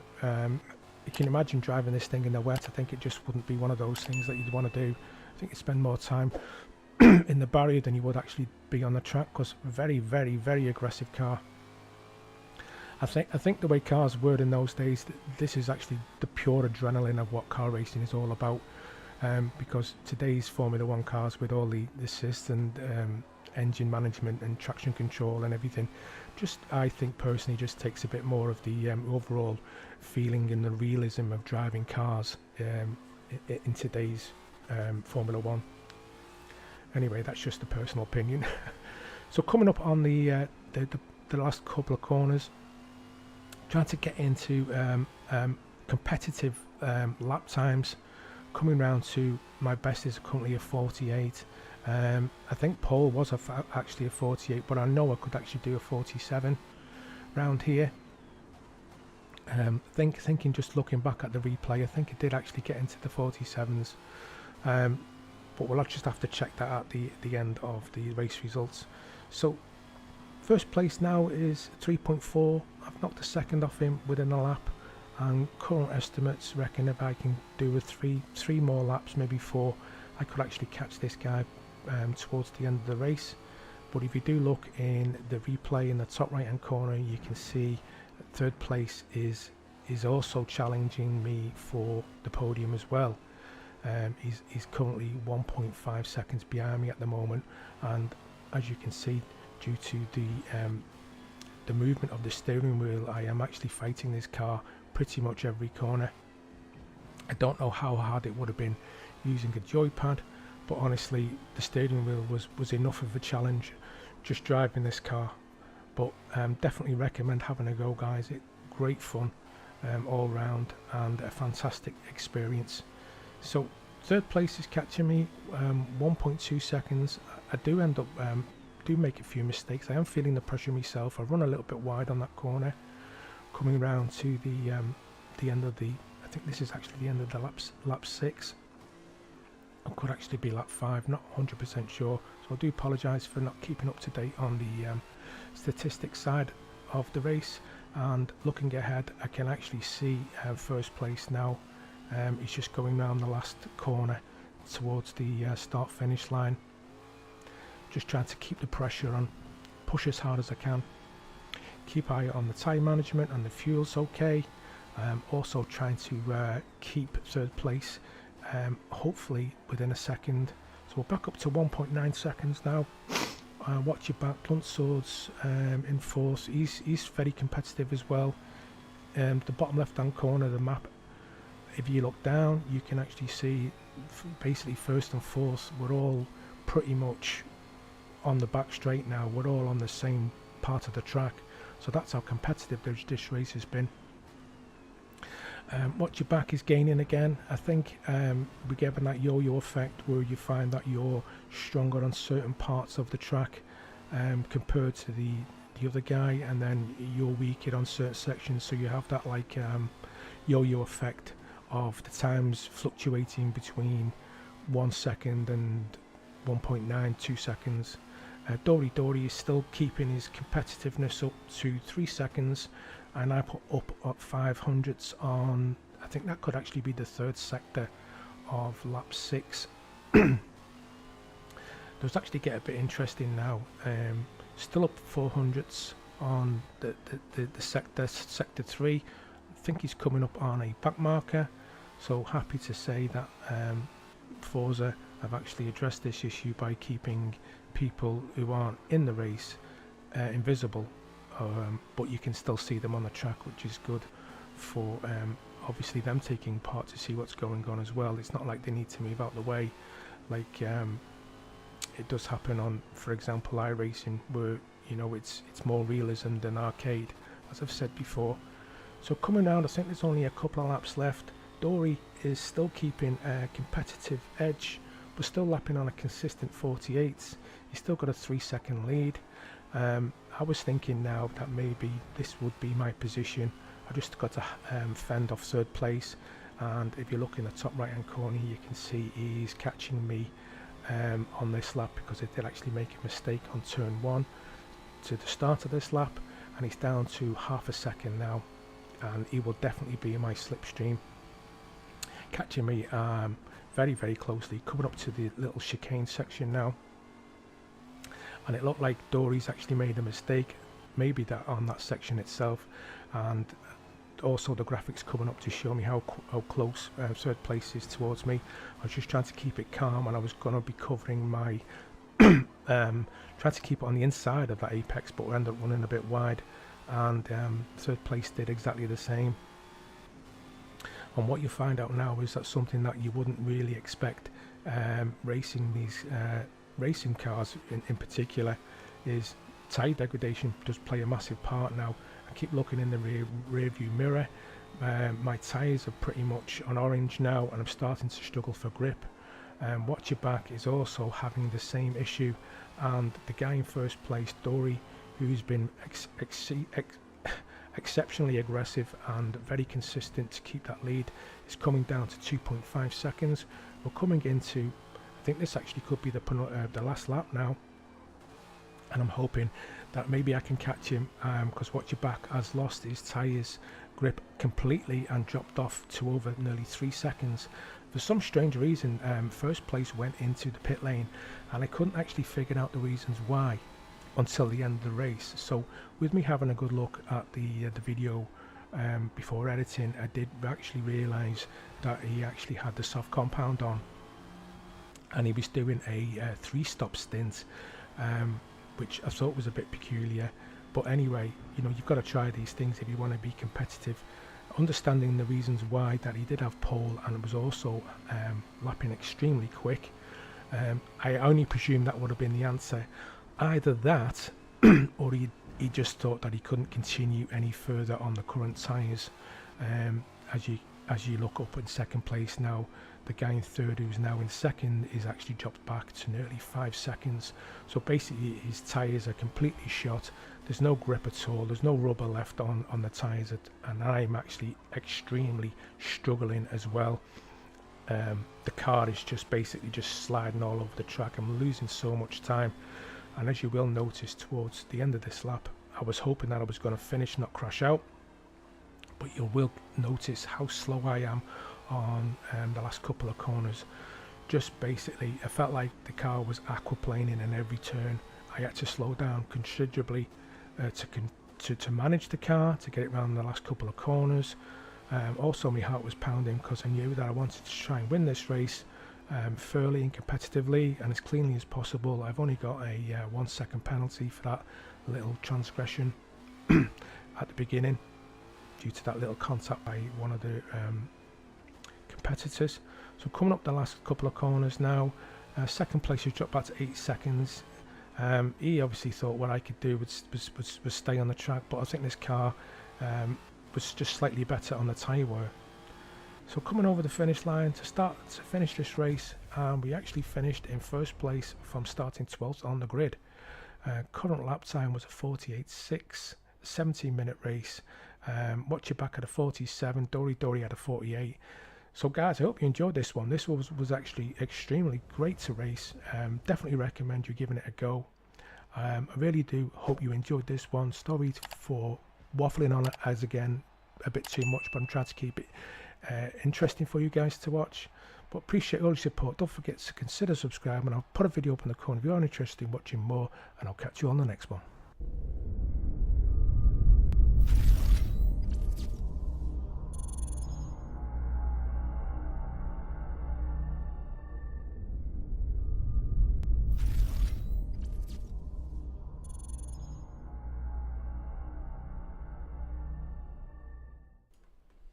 Hi guys, Fat Pudding here. Welcome back to another race on Gran Turismo 7. This one is a daily race A I did the beginning of the month actually, around Tsukuba racetrack. I qualified 11th on the grid. I'll just give you a little information on the track. It's located in Shimotsuma, a neighbouring city of Tsukuba in Ibaraki Prefecture in Japan.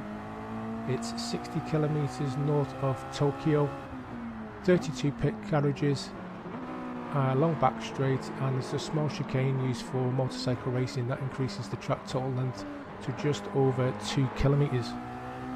So hope you enjoy this one guys. Just give you a little voiceover of the race. As you can see, made a couple of positions on a couple of the first corners. Guy in 9th place there went off. I did notice during this race that a lot of the people just wanted to treat it as a drift course. As you can see from 8th and 9th positions, these guys are just, I don't think they're actually racing. I think they're just wanting to just drift the car around and mess about. But the guy behind me, that cost cap champion guy, I do actually have a good race with him towards the middle and the end of the race, so do keep an eye out for that guy because it does get quite a bit interesting. So as you know, coming up to the last corner, which is turn 12, this is only a 12 turn track. It's quite small, quite intricate. It is very, very technical in my opinion to get really quick on this track because you can actually make a lot of mistakes. So turn 1 up on the inside of Glottis in the Ryan livery. Just trying to, as I always say, just trying to get into a steady rhythm, not make any mistakes. I did find I was making a lot of mistakes coming up to turns 5 and 6, and then under the little tyre bridge here. As you can see, this guy's just messing about again, drifting. I don't know if he's having problems with traction control, or he's on the limit, or he's just messing about. Anyway, lost a couple of positions by the guy, Glottis messing about. And I'm in like a 4-car battle here with cost cap champion and this guy on my right. I think it's I'm not sure what nationality it is. It could be I don't know, Danish maybe. Hans Ziller got put on the inside of cost cap champion because he went a bit wide on the last turn 12. Coming up on turns 1 and 2 now, up on the inside behind Pimper Racing and Glottis again messing about. I wish you'd just get on with the race and stop prattling about, to be honest. But you know, you do get these people on these tracks. Obviously he's not in the right lobby. I mean, he should be in a private lobby, in my opinion, if he wants to do some drift racing, because Gran Turismo isn't really, the daily races aren't really set up for that way. But anyway, we'll get on with it. So currently on lap 3 of 8. This is only an 8-lap race. Weather seems to be okay at the moment. Didn't expect any rain. No pit stops at all on the hard tyres for this one. So they do keep the whole duration of the track. Do apologise. They do keep the whole duration of the race. So coming round on turn 12, Glottis again running wide, pushing me wide again, because he's as you can see, he's sliding all over the track again. I do honestly think by looking at the replay now in more detail, he is prattling about. So up on the inside, lap 4, up into 8th position, behind Pimper Racing, and I've got Glottis behind me, then Coscap Champion in 10th. As you say, we always do like the guy who's the Brits to do well in any race to take part in. McFly's got the fastest lap of a 1:04.335. Just trying to stay ahead. I don't want to get stuck behind that this Glottis guy to get in front of me again and start messing up my rhythm. So just trying to focus up on 7th position now. Trying to keep it tight on the penultimate corner, which is turn 11, up onto the back straight. Trying to get into the slipstream, but for some reason the delta times aren't working. Don't know why. Seem to have an intermittent problem with that. I think it could be on the replays. As you can see, when I'm in car view, it's telling me that I've got a 0.8 distance, and Coscap Champion is pretty much the same distance. So keeping it tight again on turns 1 and 2, up into turns 3, 4 and 5. Just trying to keep that smooth. As you've noticed, I have actually got the braking marker on again, just to help me out with the tracks that I'm learning. Up into turns 7 and 8 under the little tyre bridge. Up to 9 and 10, and then we've got just basically turn 11 and then back straight turn 12 back onto the start finish line. So as you can see, we are actually gaining on the leaders. We've got another 4 laps to go, including this one. So trying to get a bit closer to Pimper Racing. Coscap Champion's right with my arse now. He's within a couple of tenths. He's in my slipstream. So what I try to do is just keep on the racing line, try not to make any mistakes, not run so a bit too wide as that guy's did in 7th position. He's got a better run on me now, Coscap. I was expecting him to make a little move, but I didn't have the radar on, which you can't actually. Oh, I did actually have it on. My apologies. He did run a bit wide there. Trying to keep it tight again, pushing down into turns 3, 4, 5 and 6. As you can see, this is a small track. It is, like I said, very technical, and it is. I find it is quite difficult to get consistency because there's so many turns in such quick succession, so you can actually make mistakes. I think that Pimper Racing guy was just another guy messing about drifting, but not 100% sure. So I've got an easy 6th position there. Coscap's chasing me again. He's in within 0.5. Bones up in 5th position is got a 3-second gap. I think what happened is because the guys when I was racing with at the beginning of the race just made us lose so much time coming into catching the leaders. As you can see, first place is just gone round turns 1 and 2. So we have actually got a gap of over 6 seconds to the race lead. So coming up onto the penultimate lap 7. Coscap's still on my rear. A couple of guys left. I presume it could have been the people who were messing about. I'm not sure, for whatever reason they did leave. So don't forget, guys, if you do like the content, do please consider subscribing, because I think about 95% of my viewers are not subscribed, so that would be greatly appreciated and help towards the channel and help the algorithm to get my views up, which would be brilliant if that is possible. So coming down to the penultimate corner now, I have got a steady gap now, getting into a nice steady rhythm of a second between 7th place, and don't seem to be able to make much of a dent into position 5. Bones knocked about 3 or 4 hundredths off his time, because I know it was 3 seconds on lap 7. So coming up into the final lap now, and we've got it down to 2.8, but the distance is too great. As you can see, the top 5 cars there are all basically on turns 3, 4 and 5 together.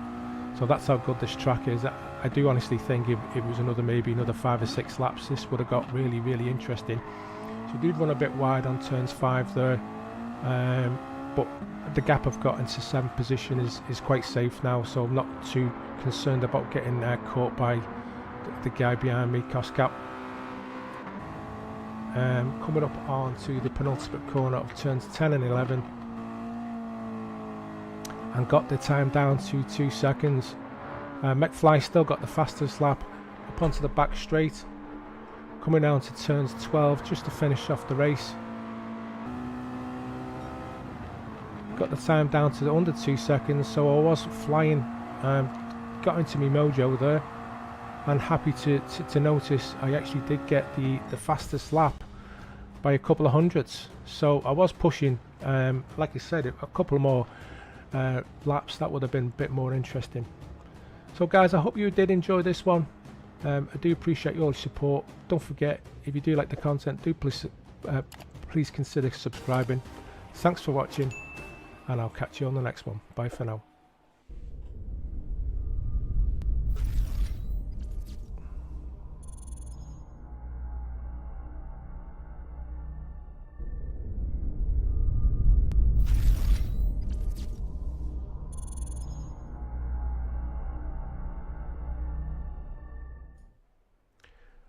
Hi guys, Fat Pudding here. Welcome back to another episode of Forzamotorsport on my channel. This one is a multi-car race. It's a 16-minute race round Grand Oak Raceway. I'm currently in the Porsche again, the 92 RSR. I will give you some information. Did actually qualify second on the grid. The guy and Paul was I think about half a second faster than me. Anyway, this one's quite interesting because there's actually 18 cars on the track, and we're all in different car classes. We've got the C class, the A class, and I'm in the R class with another 5 drivers. So just give you some information on the track, and the track details are as follows. This one is a fictional Grand Oak Raceway 3.05 mile, 4.91 kilometre fictional circuit that features a variety of corners including hairpins, sweeping bends, high-speed straights. The track is set in a forest environment with large oak trees lining the circuit. So this one is different in the sense that you actually start at the back because you are in the fastest class. For example, for me it was anyway. I was presumably in the slower class, you start at the front, and you've also got to navigate the other cars because you are quicker than them, which actually made it quite an interesting race. The information on the car, as I've already mentioned previously in a video that I did, this one is the 4 litre natural aspirated F6, 503 brake horsepower, 340 pounds-foot of torque with 461 newton meters. It's a mid-engine rear-wheel drive with a 6-speed transmission, and the value of the weight is 2,740 pounds. So get off to a pretty decent start. The guy I'm chasing is a guy in, it's called Mark 87 Aimon, and I did actually notice how quicker that car was than mine, and extremely quick in a straight line. I couldn't keep up with him, as you will find out by watching the race. But as I was in that position just to get through the cars, I was actually hoping for him to slow down or make a mistake. I'm just finishing the first lap now, and I'm still in first position, but you will notice how much quicker this car is than mine. Mine seems to be pretty competitive in the corners, but is way quicker. The tune he must have had must have been a lot better than mine because it was just ridiculously quick. But quite competitive for myself anyway, because I did actually race this car at Brands Hatch, and you did actually notice in the video there, in the replay in the top right hand corner, he did actually go off onto the grass, and I thought this was an opportunity now to knock in some decent laps and maybe gap him as much as possible. If you look in the top left hand corner, you can actually notice he's currently in 3rd position with a 3-second gap. So cleared the slower traffic, and as I always say, just getting into a nice steady rhythm. As you noticed, just on that last couple of corners I did run a bit wide, so that's cost me a bit of time. I was quite anxious to get round and get into some clear air and just knocking the laps. But if you look again in the top left hand corner, you can see Mark is back up into second position and he's got a 3-second gap. So I was quite confident I could keep that as long as he was struggling with the traffic. But I think once he passes the slower cars, then it's inevitable that he's going to catch me and overtake me. But I was also hoping the pit stops would help me during the race, because I did start on the soft tyres, as you can notice in the bottom right hand corner. I usually start in the medium, and if you look again in the replay in the top right hand corner, you can actually see him catching me. It's down to 2.2.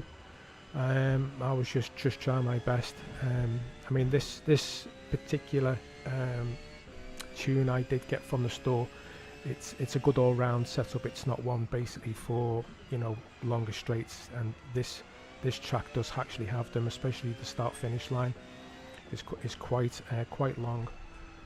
The other information on the track was also meant to be challenging for beginners and experienced drivers. The hairpin and the slow corners will require precise braking and throttle control, while the high speed straights will reward drivers with good drafting and acceleration. And as you can also notice, Mark is catching me now. He's down to 2 seconds.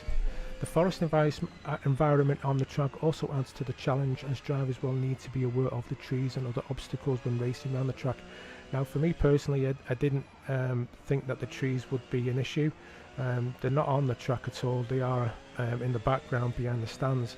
If you look to the right and the left of the main stands there, you can see they're not a distraction. But I don't know. Anyway, that's just the information I've got off the internet about the track itself. So I'm not sure. Maybe there's other versions. I think this one we actually raced was the national track. But they do as you know, in Forza, they do a lot of variations of the tracks, which is good to see, and does actually have a lot of variety to it as well.